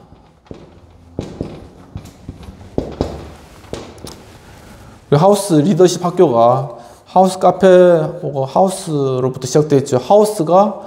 하우스 조합이지 않습니까? 다 조합원으로 되어 있고, 그럼 바로 이런 어떻게 보면은 이 하우스 공동체라는 것은 어떤 함께 집단적인 리더십을 이루는 그러한 집단적인 하나의 조합체로서 어떤 방향성을 가지면 어떨까라는 그런 생각도 이걸 보면서 좀 약간 인사이트를 얻는 그런 느낌이 받았어요. 그래서 어떤 리더십에 관해서 집단적인 조합체는 리더와 그리고 이 구성원 간에 적절한 임파워먼트, 그러니까 힘을 북돋워주는 것이 나타나거든요. 그래서 이것을 통해서 바로 의사결정을 해나가는 건데, 이러한 것들이 이루어지는 그런 어떤 그런 조합, 이러한 것이 되면 좋지 않을까라는 그런 생각이 문득 떠올라서 잠깐 나눠드렸습니다. 구체적인 방향은 저도 잘 모르겠지만 계속 공부를 해나가는 과정 가운데 또한 지혜가 생기지 않을까라는 기도를 해보게 됩니다. 비평을 해보도록 하겠습니다. 결국 번스 교수님 필자는 하버드 대학을 개혁한 엘리엇의 리더십을 변혁적 리더십으로 보았고, 그의 개혁의 근본에는 인류의 긍정적 진보에 대한 확고한 신념이 있었고, 그러나 단순히 리더 한 사람의 목표 추구만으로는 변혁적 리더십이 목적하는 행복 추구를 이룰 수 없기 때문에 집단적 리더십이 필요함을 역설하셨습니다. 이러한 집단적 리더십의 임파워먼트를 통한 목표의 추구, 임파워먼트를 통한 목표의 추구가 하버드 대학의 변혁이라는 선순환 결과를 낳을 수도 있지만, 의사결정에 소요되는 많은 시간, 집단 내에서의 의견 충돌과 분열, 대립에 따른 일의 지체 혹은 중단 등 많은 부작용 역시 나타낼 것으로 보여집니다. 따라서 변혁적 리더십이 집단적 리더 형태로 나타날 수 있다고 생각할 수도 있지만은, 집단적 리더십이 반드시 변혁적 리더십의 필수적인 요소라고는 보기는 어렵다라는 생각을 해봤습니다. 그러니까 어떤 집단적 리더십이 변혁적 리더십을 이룰 수 있겠죠. 그렇지만 반대로 이제 서로 의견이 다툼이 있거나 분열될 수도 있는 그런 가능성이 있다는 것입니다. 그렇기 때문에 이 집단적 리더십이 꼭 변혁적 리더십이냐, 그건 아니고, 변혁적 리더십은 한 사람을 통한 변혁적 리더십도 가능하다라는 그런 생각을 좀 해보게 되었습니다. 그리고 토요일 내용으로만 나누고 오늘 수업을 마치도록 하겠습니다. 오늘 강의를 마치도록 하겠습니다. 토의는 하버드 대학을 통하여 나타난 엘리엇의 변혁적 리더십의 핵심이 그의 자유, 특히 대학 내에서의 과목 선택 등과 관련된 자유에 대한 추구 및 두 번째로 평등의 가치를 학내에서 실현코자 한 것이었다면, 변혁적 리더십이 현재의 정치사회 문화적 상황에서 자유의 평등의 가치로 잘 실현되고 있다고 생각하는지.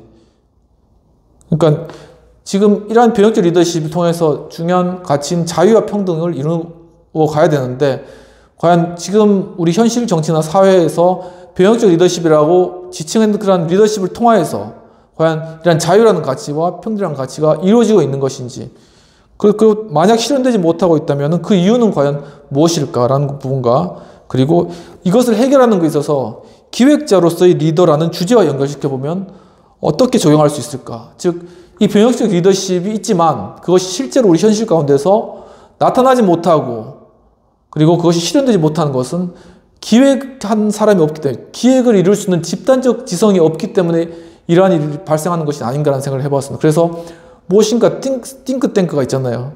그런 그 띵크탱크의 강력한 유대와 또한 집단적인 리더십, 이러한 형태를 통한 그러한 일을 통해서 리더십이 이제 임파워먼트를 나타내고, 그 가운데서 이제 서로 서로 힘을 북돋우는 걸 통해서 이 리더십이 변혁적인 리더십으로 현실 가운데 실현될 수 있도록 하기 위한 어떤 띵크탱크, 정말 그 구성, 어떤 그런 조합, 어떤 그런 것이 필요하지 않을까라는 그런 생각을 한번 해보게 되었습니다. 한번 여러분들도 이 부분에 대해서 어떻게 하면 그런 것들을 좀 해갈 수 있을까라는 것을 한번 생각해 보면 좋을 것 같습니다. 그래서 오늘 거의 한 1시간 40분 정도 되었는데, 또 장시간 시청해 주셔서 감사드리고, 또 제가 요 내용들을 또 티스토리에 또 함께 올려놓고 있습니다. 제 이제 다음 티스토리에 보시면은 이제 뒤쪽에 그레이프 브랜치, 포도나무 가지, 뒤쪽에 아라비아 숫자로 2, 그레이프 브랜치 2, 거기에 들어오시면은 요 내용들을 그 원고를 다 올려놨거든요. 그러니까 그걸 보셔도 되고, 또 거기 유튜브도 함께 링크 걸어놨기 때문에 유튜브 키시고 그 내용을 쭉 읽으시면은 그 쉽게 이해하시면서 내용들 파악하실 수 있을 것 같아요. 그래서 뭐 편리하실 대로 잘 이용하시면 좋겠습니다. 오늘도 강의 들으시느라 많이 수고하셨고, 한 주간도 참 정말 이 변혁적 리더십이 우리의 삶의 현장 가운데서 또 이렇게 나타내시는 여러분들 되었으면 참 좋겠습니다. 예, 오늘 귀한 시간 감사드립니다. 다음 시간에 또 반가운 얼굴로 뵙겠습니다. 감사합니다.